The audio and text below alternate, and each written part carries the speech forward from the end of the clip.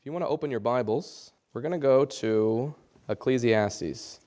As you guys know, we're right in the middle of a prophecy seminar, and it's come to that point where I'd like to share a little bit of my story. I certainly can't share it all in one setting. I have done a part 1 and a part 2 of my story, but we'll try to just hit some highlights this morning.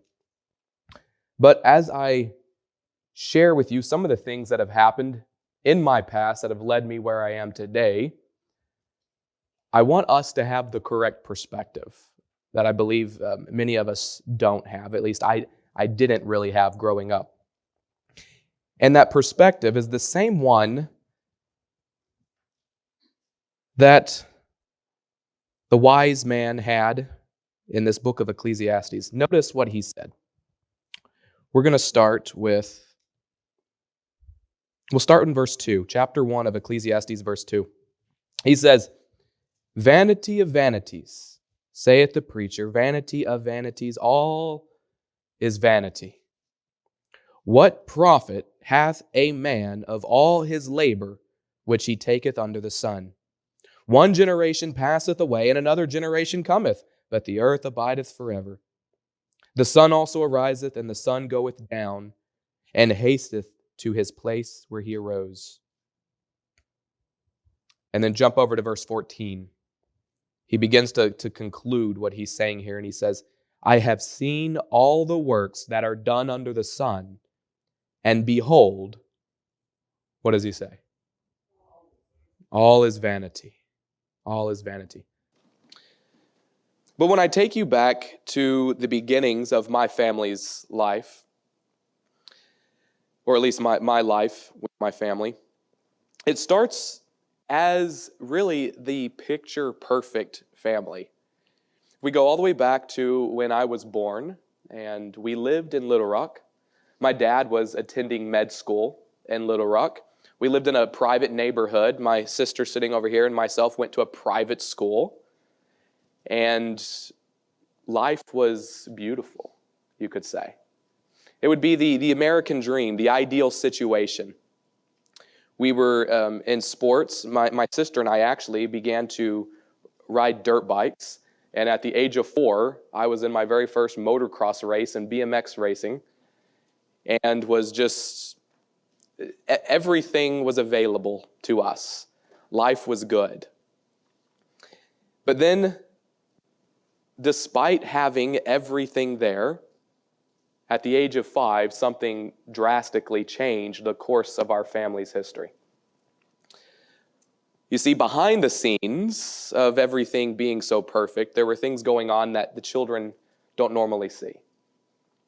And so there was one day when we found ourselves packing up our things, getting into a van, and leaving our house while our dad was away at work.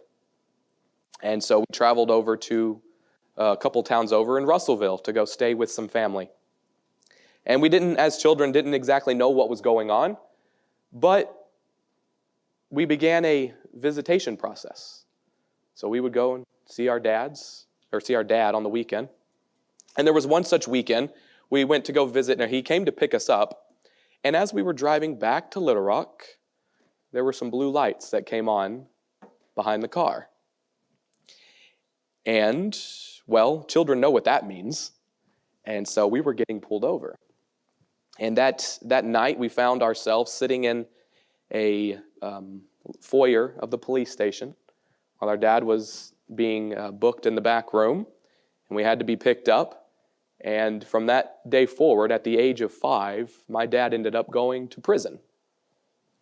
And all of that picture that from the outside looked so good, everything that our family had put together and brought together, in just a moment, is gone. Is completely gone. And so my dad was in prison for some time. He didn't get out until I graduated high school. Now, because of that, and that broken relationship between my mom and my dad, it sent my mom on a journey to figure out where she needed to be to raise her 4 children. And so we went from town to town, to family member, living in women's shelters, living in a van, being taken in by other church family members, and trying to figure out where we fit in, where we belong. And found ourselves in various different churches. Now, amidst that, I'm not going to share too much of my mom's story or my sister's story, but I will focus on mine.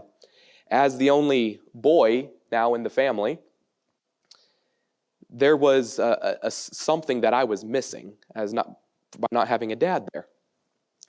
I needed encouragement. I needed someone there to tell me that I was doing a good job or that I wasn't doing a good job and needed to straighten up or do something different. And I didn't have that anymore. And so I began to search for that. And I found that fulfillment in sports and in school.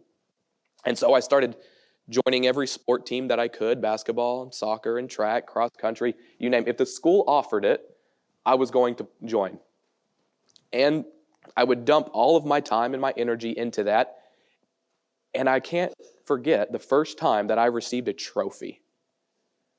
You know, it wasn't huge. It was just a little soccer trophy. Our team had won these little intramural tournaments. So just a little piece of plastic painted gold. And boy, let me tell you, that made me feel good. That made me feel so good that, you know what I did? I started playing sports even harder to get another trophy. And to get another trophy. And to get another trophy.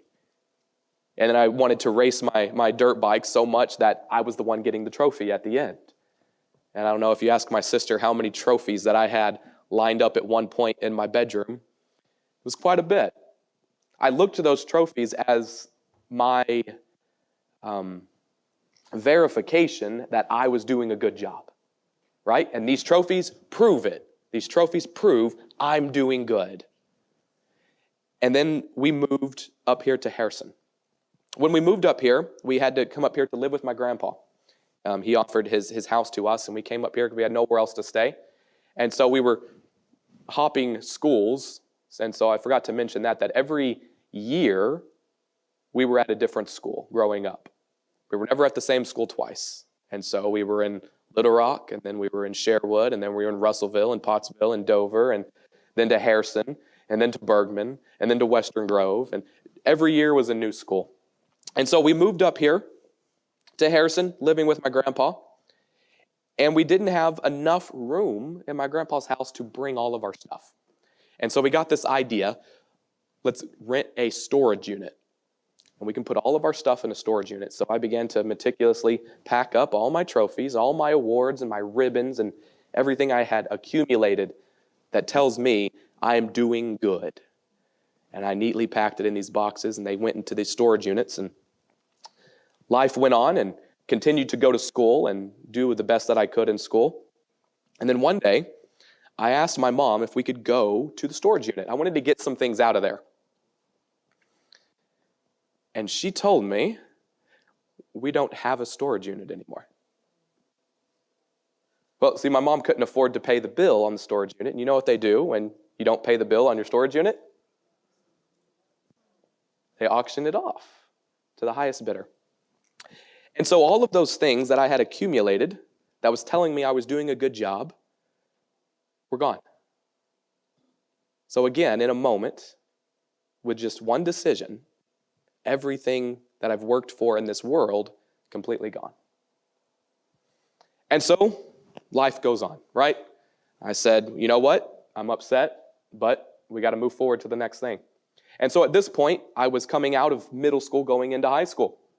Now in high school, you're getting ready for your college career and you're taking extra classes. And so, of course, I did that.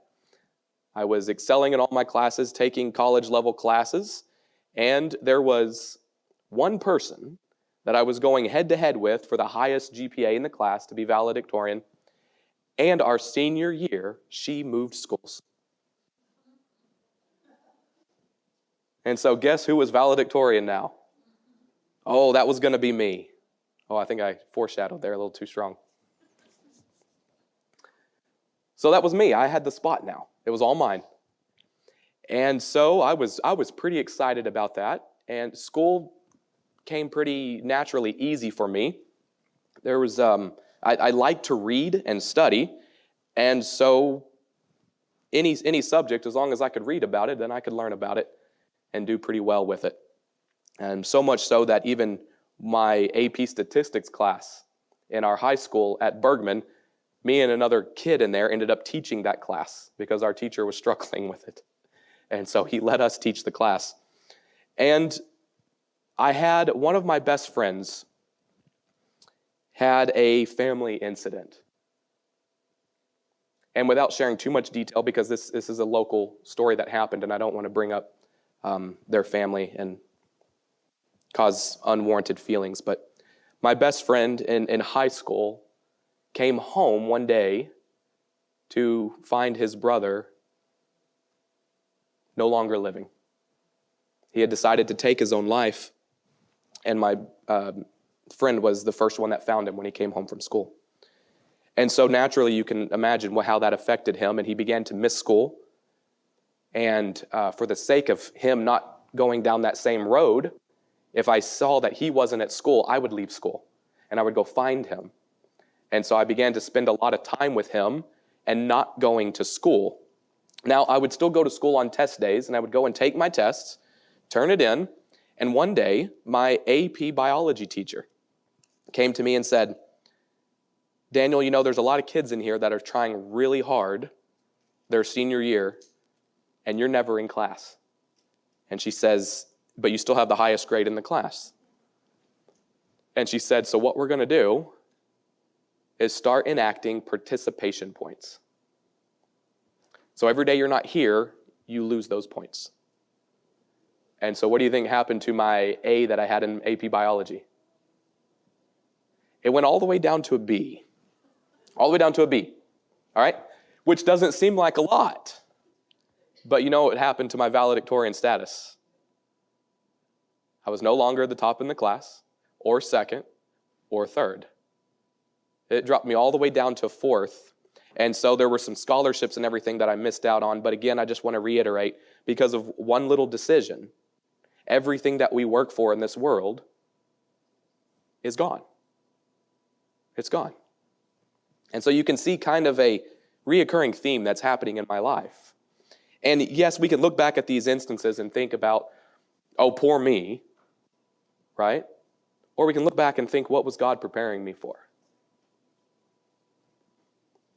And so that sent me on a new college journey, right? I didn't have the scholarships that I had planned on having, didn't have the full rides. I had to start now figuring out how I was going to pay for some of my college. So I ended up coming to the North Ark College here at NAC.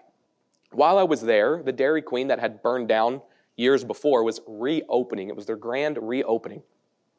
And they had a big sign on the front that said, walk-in hiring, or in-person interviews. And so one day on my way to class, to the college, I stopped by there, and I went in and walked out with a job. And the job I walked out with was a shift lead position. And so I was thankful for that because it didn't start me at minimum wage. I had just a little bit of a bump, and I was like, that's a pretty good deal. So now I'm going to school right next door, have my job right here, and everything's going good. And so I worked there for a couple months, and then I went to the owners and I said, you know what? I think I got this down pretty good. Is there anything else I can do? What more can I do for your business here? And so they began to train me to become an assistant manager. And so then I became assistant manager when I would turn 19, and I started doing everything that I could at the store and attending classes, and ended up going to them again and asking, you know, I think I got this part down pretty good. Is there anything else I can do? What more can I do? And so then they began to train me on how to work and operate stores from a financial point. And so I started doing the hiring, the firing, the ordering, the sales, that everything on their systems that they had there.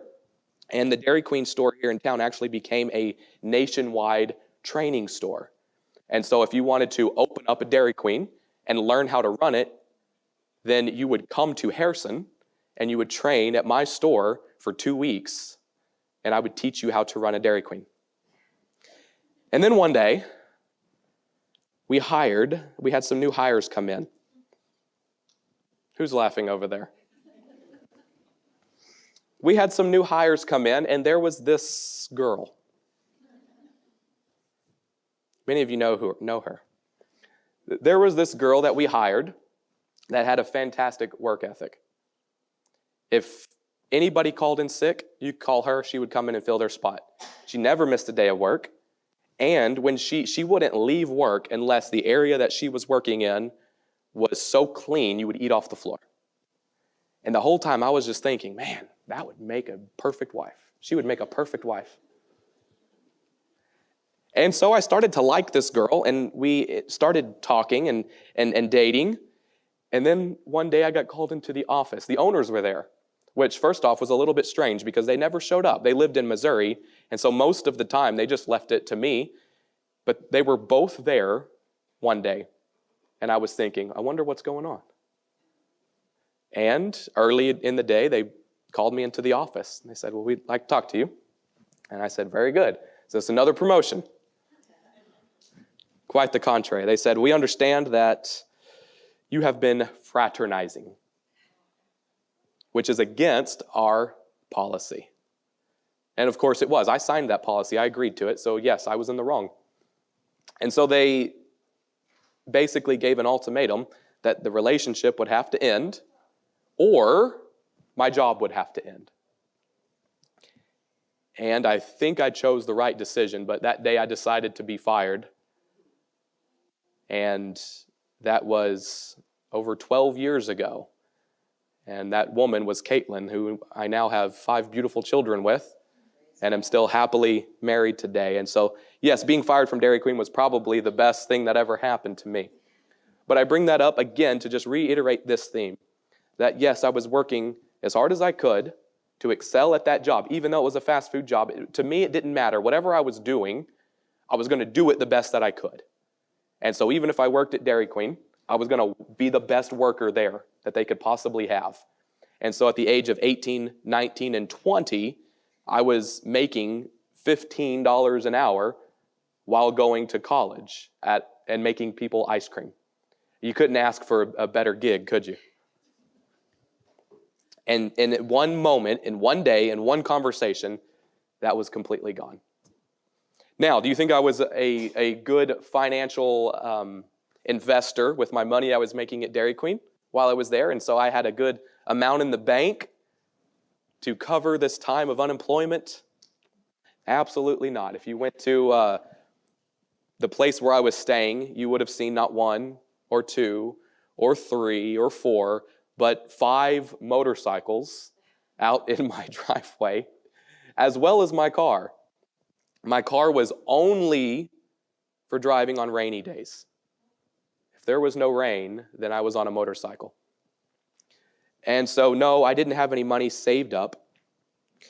And so I started job searching and hopping around to different places in town. I've worked at Wabash and Pizza Hut and the canoe services and Branson Telemarketing, and I don't even know how many more. Worked for Brian Johnson, State Farm Insurance. I've had various different jobs. But I did end up graduating from North Arkansas College with a, associate's degree. And so Caitlin was then in college, and she was finishing up college. And so now we were getting ready to transfer to our 4-year university. We were going down to Arkansas Tech University in Russellville. Now, while we were down there, again, I was going to class and doing all that I could to excel in class. And I ended up stopping going to class one day. Not because the class was hard, but the more and more I went to class, and the more I was learning from these teachers, the more I was realizing how useless the information was that I was obtaining. And it had no real meaning for our day-to-day lives. And I'm not saying this to tell anyone not to go to college, but I'm saying for me, what I was learning and what I was seeing on a bigger scale just wasn't worth it for me. So again, with a 4.0 in college, I was studying to be a business analyst and studying statistics and accounting and just all the big business classes. I wanted to be a millionaire by the time I was 30. And so I was studying everything I could about business and investing and statistics and accounting and all of that. And so with a 4.0, taking those classes, I quit going to class. I stopped. And my girlfriend, Caitlin, at the time, was telling me, "Are you sure you want to do this?" I was like, I can't sit there anymore. I can't sit in these classes. I said, there's something missing, there's something wrong. I can't do it. And of course, I still went to one of our study groups because there were a couple kids in our statistics class that were struggling, and so we had formed a little study group to help them. And so I still went and tried to help them with their tests and their grades, but I didn't go to class. And my dad called me one day and asked if I wanted to go pick up a truck driving job. While one of the things I did while I was attending NAC was also take their CDL course for truck drivers. Figured, why not, right? And so while we were in college and I was in the process of dropping out, my dad had gotten a truck driving job in the oil field. And he said, "Hey, we're short on drivers. If you're not going to class and you're done with it, come drive a truck." And I said, "How much are they paying?" And so the pay was pretty good, and because I was going to have to drive all the way to Oklahoma, to a little town called Elk City, if you're familiar with where that's at. So I went over there to work for a company called Mud Trans, and I began to drive a truck in the oil field. And I would do that for 3 weeks, and then I would come back home for a week. And that was when I would visit Caitlin, and we would go visit family. And there was 1 week while I was over there working. This didn't last long, as you can imagine, being 3 weeks away from your girlfriend. It didn't work for very long. And so 1 week while I was over there working, my truck and my route that I was taking was taking me out in the middle of nowhere, which is basically what Oklahoma is, the middle of nowhere. Western Oklahoma, if you haven't been there, there's nothing there, right? There's nothing there. And so I was driving out in the middle of nowhere, and my cell phone lost service. And so I was using my cell phone in earbuds to drown out the sound of the old, clunky, rickety truck that I was stuck with because I was the youngest person there working, and so I did not get the good trucks. I got the worst truck. The trucks with no air conditioning are the trucks that I got. And so this truck was horrible. It was loud. It was clanky. The suspension on it was non-existent. And so I would have earbuds in and my music playing and just having a blast out there, making some money. And my cell phone lost service, and so my music quit. And I was sitting there, driving out in the middle of nowhere for hours, contemplating, what am I doing? What am I doing? The girl I love is all the way back in Arkansas going to college. I'm over here stuck in a truck that may not even make it back to the yard, driving down this dirt road that's going nowhere. What am I doing? And while I was thinking, this process was going through my head, what am I doing with my life? Why am I over here? I started to make myself sick. I was like, I don't want to think about this anymore. And so I turned on this old radio to just find static after static, going through the station, static, static, static, static. And one station came in, and immediately I recognized it. I grew up going to different churches. It was a pastor, and he was preaching. And it was some fundamental Baptist pastor. I won't say his name, but he was preaching a sermon about Father's Day. Now, growing up with my father in prison, I never thought much about Father's Day. I didn't even know it was Father's Day at the time. But he was preaching a sermon about Father's Day. And he was given statistics about different families and about marriages. And then he would go to different scriptures. And he was saying what the biblical role was for a father and their family. And there was nothing else to listen to. So I sat there driving this truck listening to this sermon. And things started to come together. My mom and dad were divorced. My grandparents were divorced. My uncles are all divorced. Cousins divorced. I started thinking of my girlfriend Caitlin. Her parents are divorced. Aunts and uncles divorced. Everyone's divorced. And as this man was going through the biblical role of a father, it struck me, the men that I was seeing in my life were not leading their families. We weren't living up to what the Bible had called us to do. And so I made a decision that day, listening to that sermon. If I ever meet the man, the Baptist pastor that gave that sermon, I want to thank him. But that day I said, I made a promise to the Lord. I said, Lord, if I get married and have a family, I said, we will be a church-going family. We will find a church and we will attend a church. And so when I got done with my 3 weeks of work and I went back to visit Caitlin, I gave her the news. I showed up there at the college to pick her up, and then we were going to go back to Harrison to visit our family here. And I told her, I said, if we're going to continue our relationship, we're going to go to church. And she said, that's good with me. She had no hesitation for that. And so we started proceeding with our plans to get married and wedding preparations. And we went home back here to Harrison. Harrison's our home. And I went to visit my mom.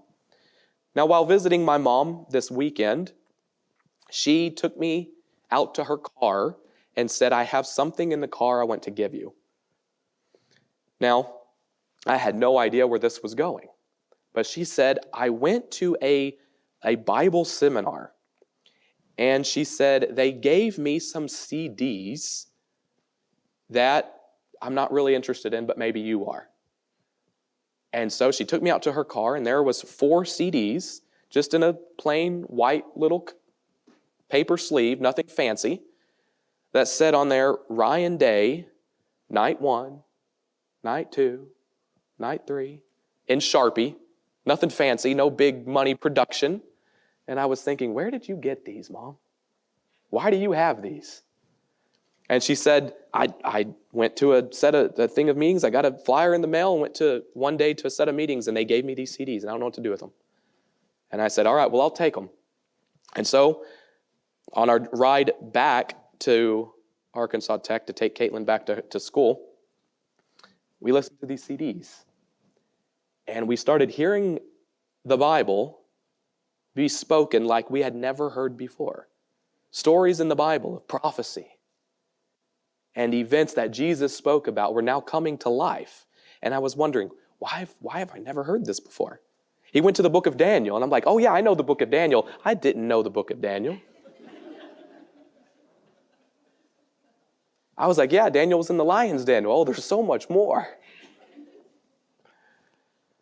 I had no idea. And so we were listening to these CDs, and it was coming up time. I'm going to fast forward a little bit for the sake of time. It was coming up time that we were about to get married, right? And we had still not attended a church. We had not went anywhere other than visiting my uncle in Mountain Home. My uncle has a Sabbath Bible study in Mountain Home that we would visit occasionally. Now, it was coming up on time for us to get married, and we hadn't picked a church yet, and I was beginning to get convicted. Now, the question then comes, if you decide to go to church, where are you going to go? Where are you going to go? Well, with the combination of those CDs that my mom gave me, and my dad, while he was in prison, he worked in the chapel at the Pine Bluff Correctional Facility. And in the chapel, there was a book. And that book was titled 10 Commandments Twice Removed. And my dad picked up that book one day and read it.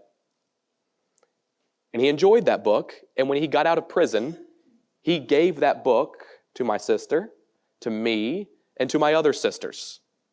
Now, I believe I'm still the only one that's read it. But I read that book that I got from my dad. And I listened to those CDs that I got from my mom. And the conclusion that I came to on where we should go to church, when I told my wife that we should find a church, I said, we need to find a church that keeps and celebrates the Sabbath. And my wife, fiance at the time, looked at me and she said, what is that? And the only response I had was, I don't know. I don't really know what that is. But I do know they go to church on Saturday instead of Sunday. And she's like, that's crazy. That doesn't make any sense.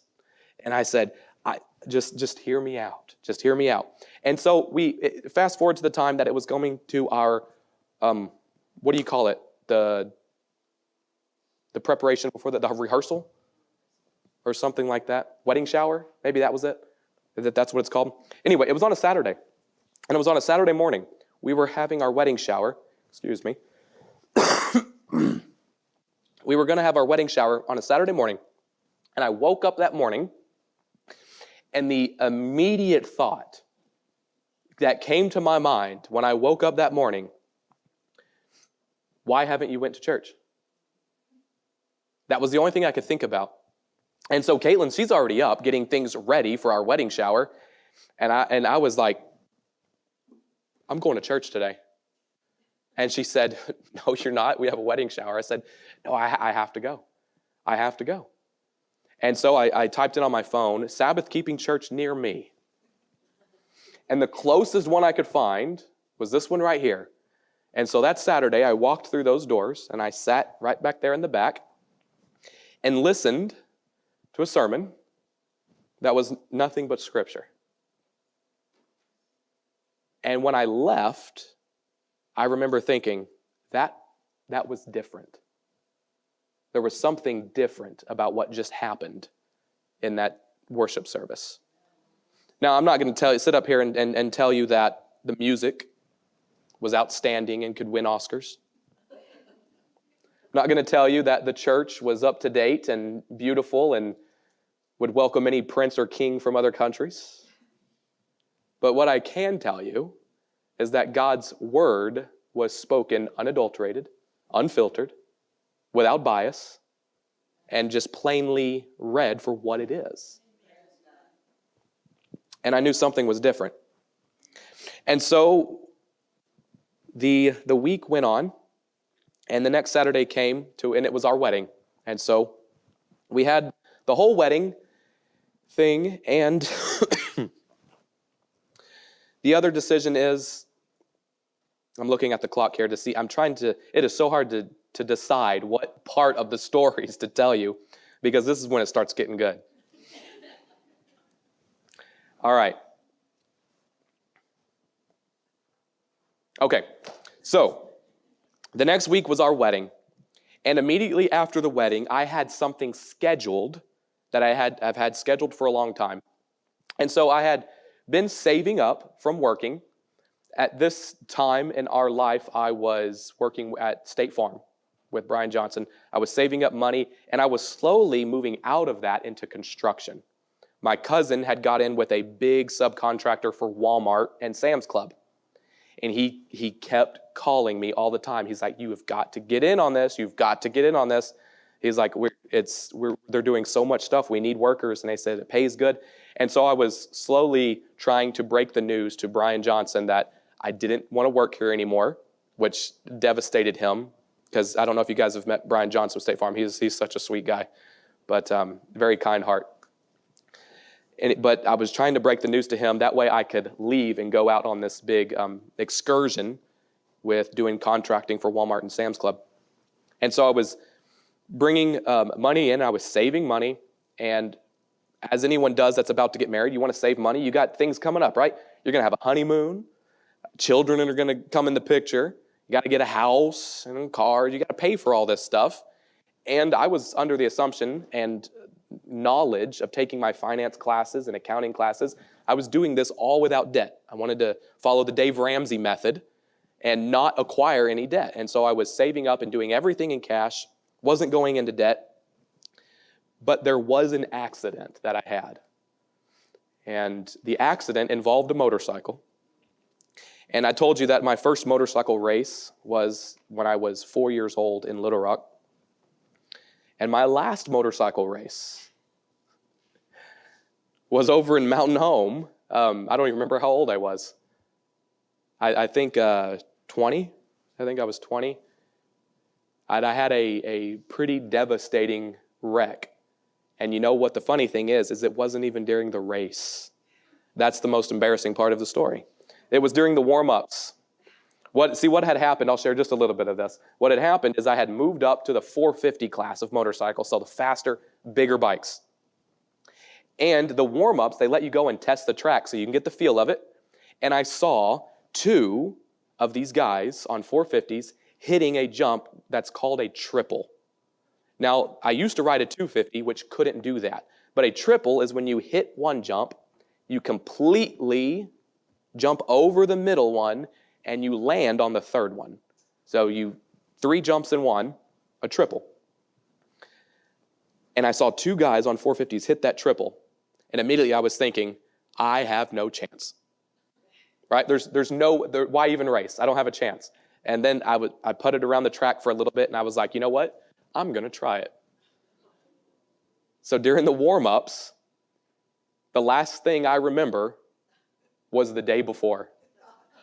Because that entire day is wiped out of my memory, and the only reason I know anything about it is because my family was there, and my dad was actually videotaping it. And so if you're interested in seeing this wreck, I'll show it to you after church if you want to see it. I do have it.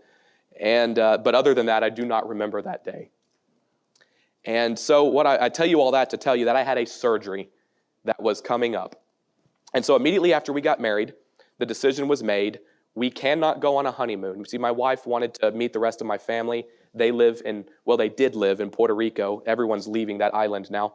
But I still had a lot of family down there several years ago when we got married. And so our honeymoon was going to be to Puerto Rico, to where she could meet my family. We could go explore the island. I could show her all my secret hidden places that I have down there. As a kid, my grandpa would fly me to Puerto Rico because my dad was in prison. And so as unfair as that sounds to my sisters, they didn't like it very much, but many summers growing up, my grandpa would buy me a plane ticket and fly me down to Puerto Rico, and I would spend the summers with him. He's a Baptist pastor in Puerto Rico at the Ponce Baptist Church, and so I was a little preacher kid down in Ponce, Puerto Rico. And so I was very excited to take her down there, but I had an urgent surgery that needed attention. And so I did not have insurance, and instead of spending our money on a honeymoon, I spent our money on my shoulder surgery. And as good of work as Sedani does, he's expensive. And so I did have to pay for that out of pocket, and it drained my savings account, what little I had. And so we didn't get to take our family vacation. And then fast forward a little bit, that we are now starting to transition from working in insurance to me working as contracting.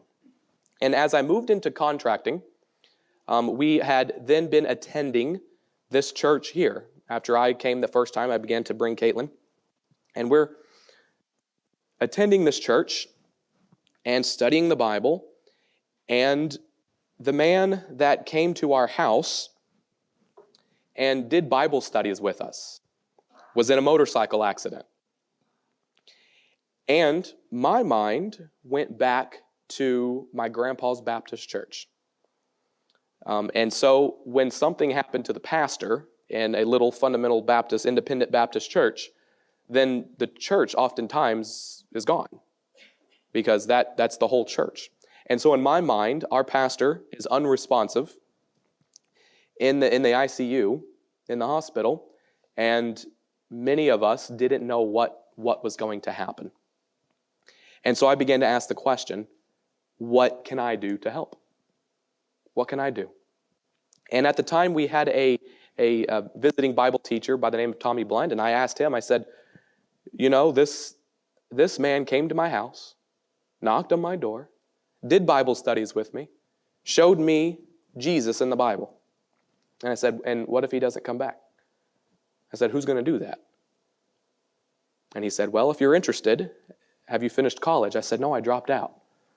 He said, well, you can go back to college for 4 years, get a degree, and start doing it. I said, no, not interested. He said, or you can go to California and attend Amazing Facts. He says it's a short little school. They'll teach you some things on how to share your faith, and you might enjoy that. At this point in time, I had no idea what Amazing Facts was, so I started to do some research, and look at amazing facts, and ultimately decided, okay, let's give it a shot. Let's apply to this school. At the same time I'm applying to this school, our family, Caitlin and I, are now with child, and she is born, Isabel is born, and our family is taking a drastic change. Things are happening in our family. We had a house. We had all these things that were beginning to build up in our house. But at the same time we're studying the Bible, we noticed that as things started to come in the house, things began to leave the house. And so we moved into the house, and I set up my gaming room. I was a huge gamer. And so I had my computers laid out for all my computer games. And then right beside that, I had my big screen TV with all of my console games. That way when I got tired of one, I could just twist around and do another one. And I had my shelf full of all my movies that I liked. And it was just constant media. But the more I was studying the Bible, the more that stuff was beginning to collect dust. And I reached a point to where I began to sell all of those things, sold a TV, sold all of that. And so we started by filling this house with things, but as we began to fill ourselves with God's Word, the things in our house began to disappear. And we reached a point to where I was now leaving to go do contracting for Walmart, and Caitlin and my little baby were at home by themselves. And we had the idea, why are we doing this? I said, it's a good job. We can keep the job. Why are you guys staying here? They make RVs. Let's get an RV. And so we thought about it for a little bit, talked with our family. Our family thought we were crazy, which we are a little bit crazy of family. So, and I'm okay with that. I will take that. We are a crazy family. And so we decided, let's do it. And so we began to sell everything in our house and move into an RV that is no bigger than this platform up here. It was 20 feet long, one of those old truck camp RVs that has just the camper on the back. And that's what we started in. And wouldn't you know it, that as soon as my contracting started getting good, and I had plenty of jobs lined up, and as soon as we got out of the house, we received a letter in the mail. And that letter said, congratulations. We look forward to seeing you this semester at Amazing Facts. Now, there's a lot of story that goes behind filling that out that I don't have time to tell you, but it was a battle for me to fill that application out. Satan did not want me to fill it out, and I ended up having to fill it out 7 times. If you want to hear that story, ask me about it later. And so we got that letter, and we were thinking, well, are we going? First off, it cost money. Secondly, it cost time. And thirdly, we would be away from our family. And so, not that our family was proud of it, but we went anyway. We decided to go, and so we looked at our bank account, and we said, can we afford to not work for possibly the next 6 months? And we were thinking, okay, if we did, we will become very good at fasting, and I think we can make this work. And so we hit the road and we went to California. And as soon as we got there and rolled into one of the RV parks, I didn't do my due diligence in researching the price of living in California compared to living in this great state of Arkansas. I am so glad to live in Arkansas. And so we rolled into an RV park and got turned away. They didn't have any opening spots. Rolled into another one. No opening spots. Finally found this little RV park right down in the middle of Sacramento. It was a horrible place. Found out later. But I went into the office and started getting all the paperwork done, told them how long we were going to be there. So they were going to give us a month price. And when she gave me that paper for how much it was going to cost every month to stay in this RV park, immediately I could see that number doesn't work with our budget. And then she said, and then here's the expected utilities. And I was like, oh, now it definitely doesn't work. And so I paid up front for the first month. We went in there and parked it, and we were thinking, how is this going to work? How is this going to work? This is not going to work. And so the weekend rolled around, and we ended up attending the Sacramento Central Seventh-day Adventist Church for that first weekend there. While we were there, there was a gentleman that was greeting out front. And as we came in, Isabel was walking, and he came over and he shook our hands, and he shook Isabel's hand, and he picked Isabel up, and he said, "Are you guys one of the AFCO families that are here?" And we said, "Yes." And he said, "And you brought your wife and your kids?" And I said, "Yes." And he said, "Amazing Facts doesn't provide housing for family, only the students." He said, "Where are you staying?" And I said, "Well, we're staying at this such and such RV park." And so after worship, they came over. We invited them over to go see where we're staying. And they came and looked at it and looked around. And he said, "You know what? You're not going to stay here." He said, "We have a house right down the road in Carmichael." And he said, "And on the side of my house, I have RV hookups." And he says, "You're going to come and stay with us." And so God provided. God blessed. And let me tell you how abundantly he blessed. And it's hard for me to tell the story. That gentleman, Dennis, has since passed. And we went out there to his funeral, but that was a precious family. While we were there, he didn't charge us anything to stay at his house. And while we were there, so my wife would have a vehicle. One day, he took me into his garage. He opened his garage, and there was a motorcycle. And he said, "What do you think of that?" And I said, "That's pretty nice." He said, "Do you know how to drive one?" And I said, "Depends on who you ask." I said, "Yes, I can definitely drive that."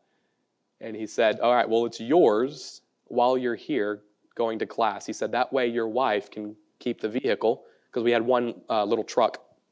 "That way your wife can keep the vehicle with the baby in case any emergency or anything happens." He said, "And then you can just have my bike." And then what he proceeded to do is every other day when I would come home from driving that bike to class, he would go and get the bike and then take it down the road and then bring it right back and park it back where it was. And he was filling that bike up with gas. I never had to put any gas money into that bike for the entire time that I was there. And then he took my family out to eat twice a week and would help us buy groceries while we were there. And so when we set out to go to Amazing Facts and found out that we had no money to complete this course, there was no possible way that we would be able to afford to go to this class, God said, "I have the cattle on 1,000 hills. I have 1,000 ways to provide for you of which you do not know." And so our bank account at the end of the Amazing Facts class wasn't empty, wasn't in the negative. We actually had money left over. We had money left over. And at the end of the class, one of our leaders, and I'm going to close with this story because it'll really drive home the point about what I'm trying to say. At the end of Amazing Facts, each year when they hold the class, at the end, they take a mission trip. And the mission trip it's not mandatory, and you have to provide your own way. You have to provide your own funds. But it is an opportunity for you to get experience and share the things that you were going to do. So for me, when I went to Amazing Facts, they have different classes that you can specialize in. And what I specialized in was doing Bible studies and Bible work, and basically how to share the Bible with people. Did not take any preaching classes or any sermon classes or pastoral classes. I wasn't interested in any of that. And so now the time came that they announced the mission trip. And so I had a little bit of money left over. And I was like, you know what? I think we can afford to do this. And they gave some estimated costs, and I said, "When will we know when we're going?" And she said, "Oh, well, we already know." And I said, "Well, where is that?" And she said, "This year, the Amazing Facts team has decided to go to Puerto Rico."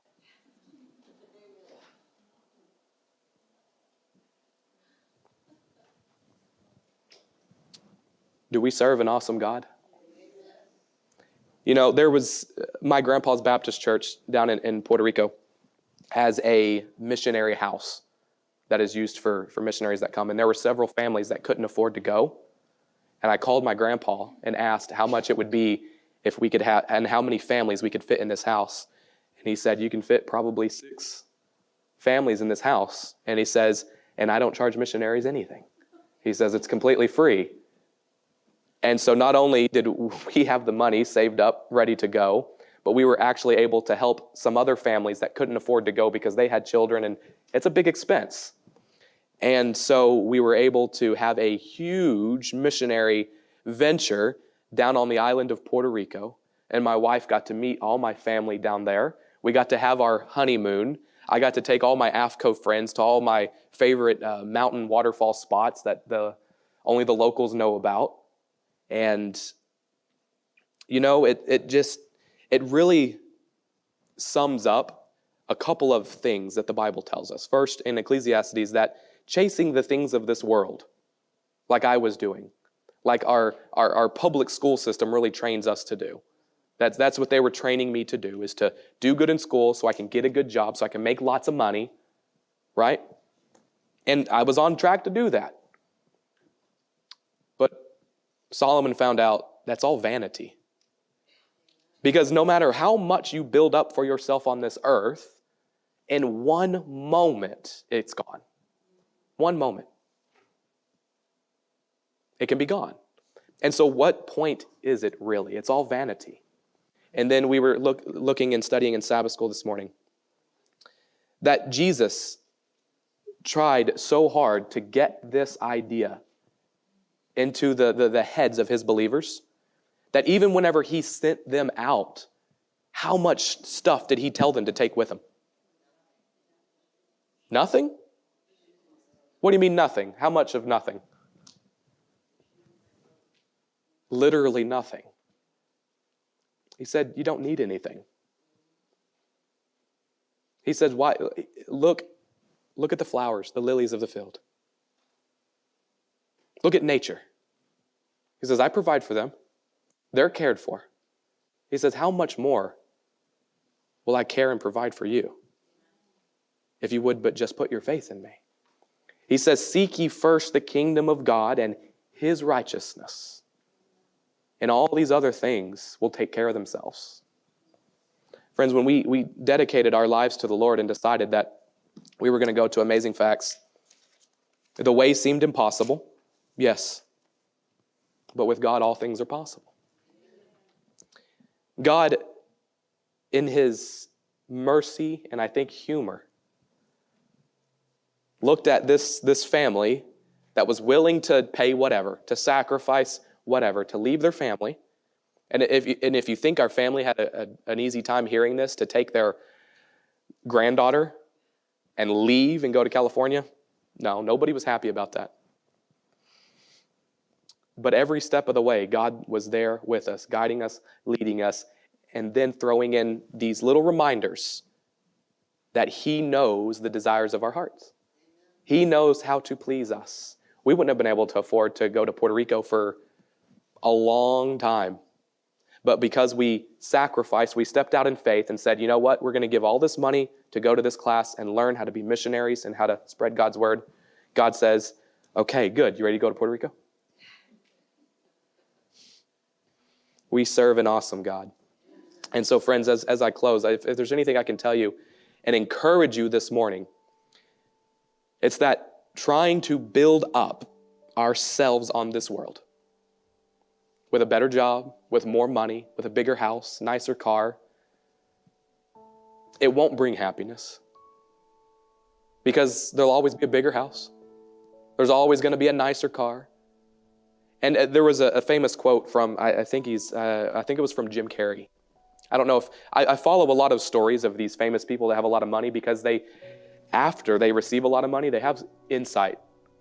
And Jim Carrey said, I wish everyone had an opportunity to be rich and famous. That way they would realize it's not what they think it is. Friends, our world is trying to distract us with the vain things. Satan's trying to to distract us by saying, we're too busy to share the gospel with someone because we got to go to work. We're too busy to reach out to someone in need because we have to do something for ourselves.